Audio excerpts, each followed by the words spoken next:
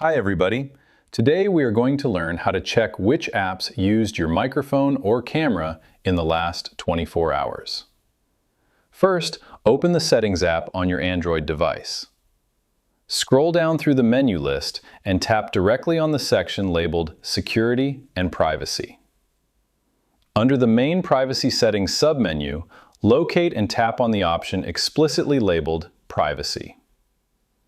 From the Privacy panel layout, tap directly on the option labeled Privacy Dashboard. Look at the central circular graph summary or the list below it, then tap on either Camera or Microphone depending on which timeline you want to inspect.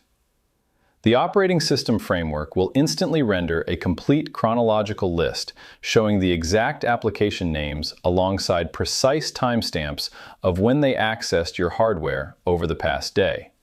If you notice a suspicious application tracking you in the background without authorization, tap directly on that app's name within the timeline view.